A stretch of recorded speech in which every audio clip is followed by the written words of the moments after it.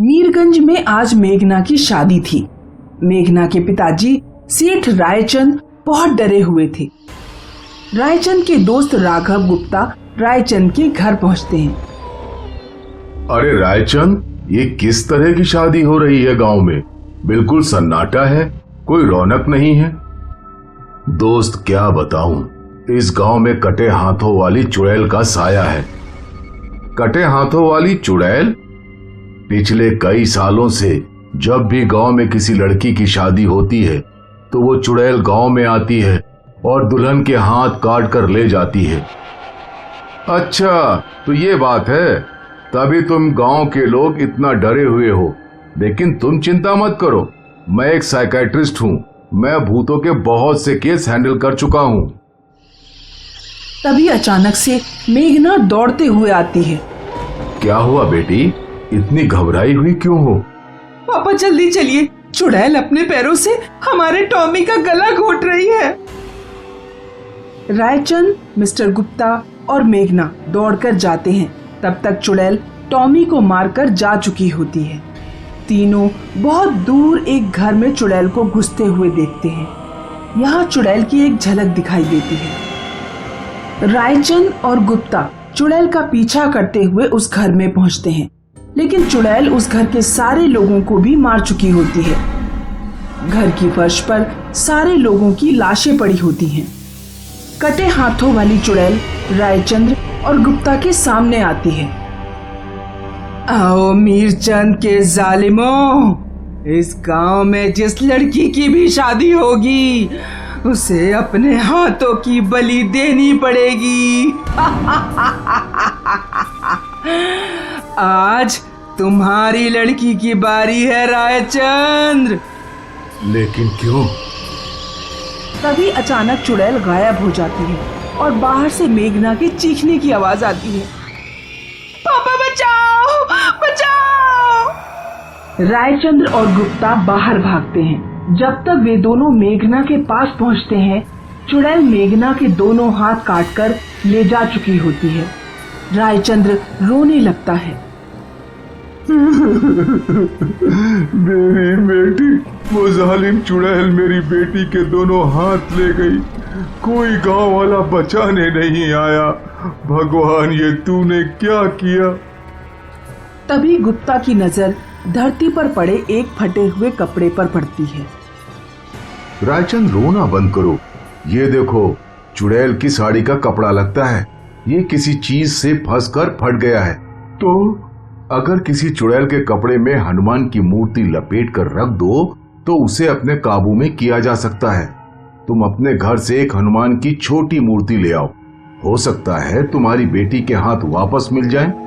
Mister Gupta चुड़ैल के कपड़े में जैसे ही हनुमान की मूर्ति लपेटते हैं, वैसे ही चुड़ैल की रो रोकर चिल्लाने की आवाज आने लगती है।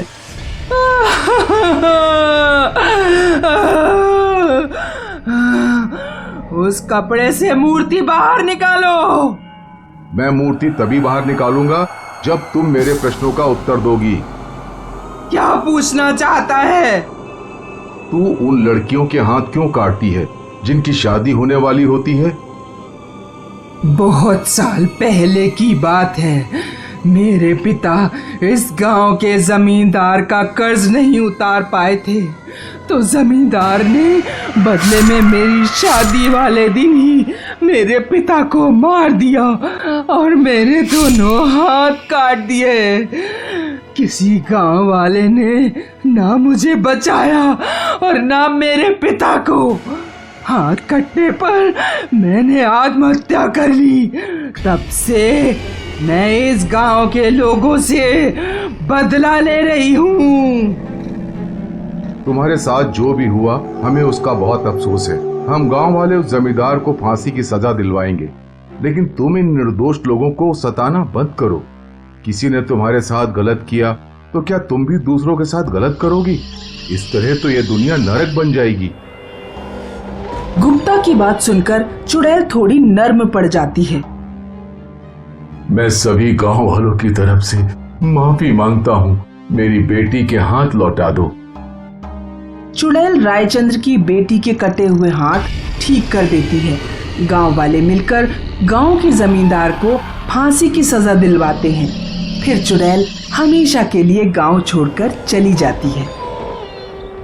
अबीला की नई नई शादी हुई थी।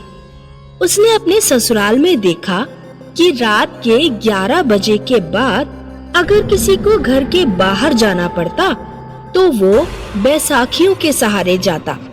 गांव के सभी घरों में बैसाखियां थीं। अबीला ने अपने पति मनोहर से पूछा, पैर सही सलामत होने पर भी गांव के लोग रात में बैसाखियों का इस्तेमाल क्यों करते हैं? रात में 11 बजे के बाद गांव में कटे पैरों वाली भूतनी घूमती है।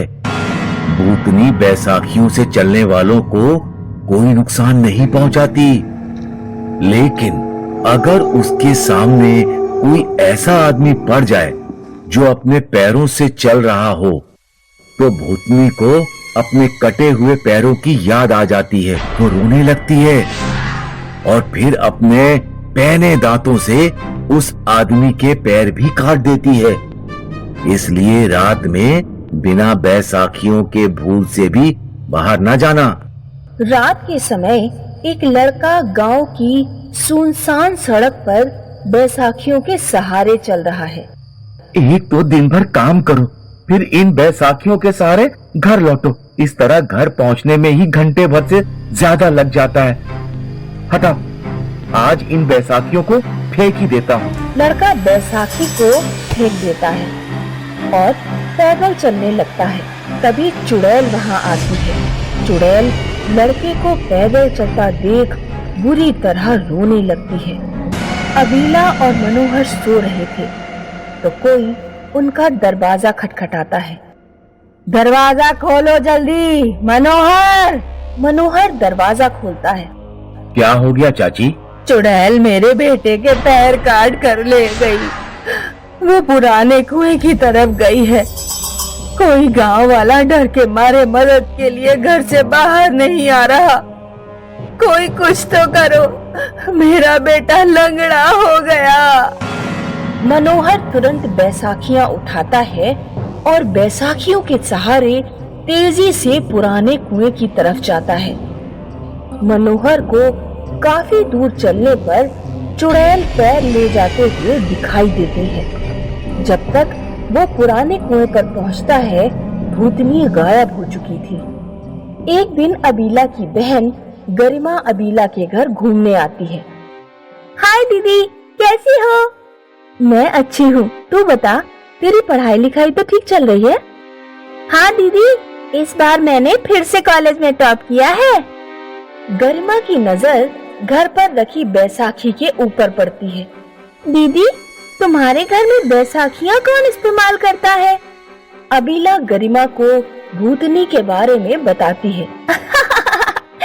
मतलब गांव में एक भूतनी है जिसके पैर कटे हुए हैं, और अगर वो बिना बैसाखियों के किसी को देख ले तो वो अपने दांतों से उसके पैर भी काट देती है। अच्छा मजाक है। ये मजाक नहीं है। अभी कुछ दिन पहले ही भूतनी एक लड़के की टांगे काट कर ले गई थी।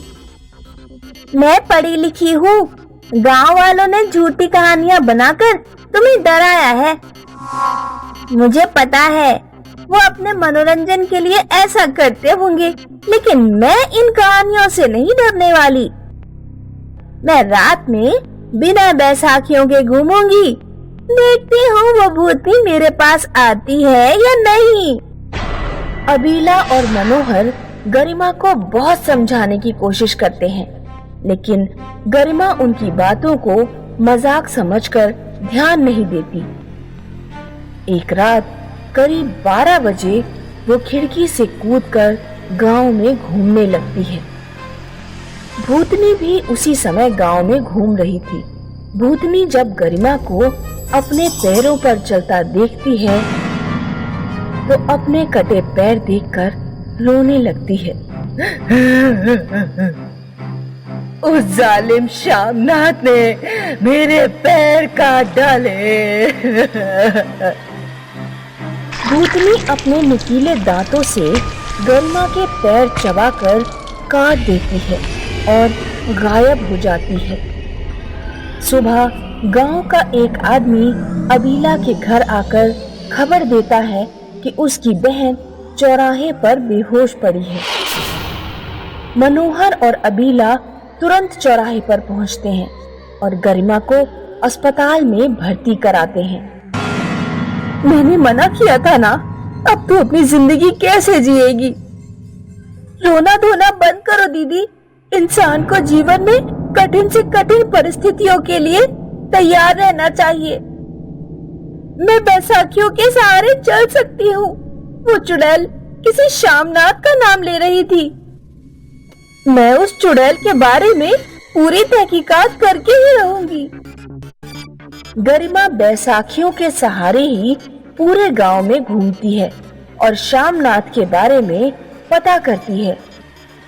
गांव के बाहर कब्रिस्तान जाने वाले रास्ते पर उसे एक बूढ़ा बैठा हुआ मिलता है। बूढ़ा जोर जोर से पागलों की तरह हंस रहा था। वो ले गई तेरे पैर भी ले गई। वो किसी को नहीं छोड़ेगी। गरिमा पहले तो उस बूढ़े को देखकर डर जाती है, लेकिन फिर किसी तरह हिम्मत करके उससे कहती है, बाबा, क्या आप शामनाथ नाम के किसी आदमी के बारे में कुछ जानते हैं? ये करीब 40 साल पहले की बात है। गांव में श्यामनाथ नाम का एक लकड़हारा रहता था। एक दिन वो आदिवासियों के कबीले से किसी लड़की का अपहरण करके ले आया। उसने लड़की से जबरदस्ती शादी कर ली। लड़की बार बार उसके घर से भागने की कोशिश करती थी। श्यामनाथ उसकी बहुत पिटाई लगाता था। एक दिन जब लड़की उसके घर से भागने की कोशिश कर रही थी, तो गुस्से में श्यामनाथ ने अपनी कुल्हाड़ी से लड़की के पैर ही काट डाले। फिर कुछ दिनों बाद वो लड़की आत्महत्या करके मर गई। उस लड़की की आत्मा ही गांव में भटकती है और लोगों को परेशान करती है। गरिमा सारी बात जाकर गांव वालों को बताती है। आज रात हम सब बिना बैसाखियों के चौराहे पर खड़े होंगे और चुड़ैल से माफी मांगेंगे। आखिर कब तक तुम लोग इस तरह बैसाखियों का सहारा लेते रहोगे? आधी रात को चुड़ैल आती है और वो इतने सारे लोगों को बिना बैसाखियों के खड़े हुए देखती है। चुड़ैल रोने लगती है। तुम्हारे साथ जो भी हुआ, हम सभी गांव वाले उसके लिए माफी मांगते हैं, लेकिन तुम निर्दोष लोगों को क्यों परेशान कर रही हो? एक आदमी की गलती के लिए सभी गांव वालों को सजा देना उचित नहीं है। जब मेरे साथ अत्याचार हो रहा था तो गांव वाले चुप क्यों बैठे रहे? सभी गांव वालों के सिर शर्म से झुक जाते हैं। मैं वादा करती हूँ, अब से गांव में किसी के ऊपर कोई भी अत्याचार होगा तो सभी गांव वाले उसका विरोध करेंगे, लेकिन हमारे पैर वापस कर दो। श्यामनाथ का घर आज तक बंद पड़ा हुआ है। पहले वहाँ जाकर शांति यज्ञ कराओ ताकि मेरी भटकती आत्मा को शांति मिल सके। और याद रखो, अत्याचार करने वाला जितना दोषी होता है, अत्याचार देखने वाला भी उतना ही दोषी है। इसीलिए किसी भी तरह के अत्याचार का मिलकर विरोध करना सीखो। सभी गांव वाले श्यामनाथ का पुराना घर खुलवाते हैं। वे घर में शांति यज्ञ करवाते हैं। तब जाकर लड़की की आत्मा को शांति मिलती है और गांव के लंगड़े लोगों के पैर फिर से ठीक हो जाते हैं।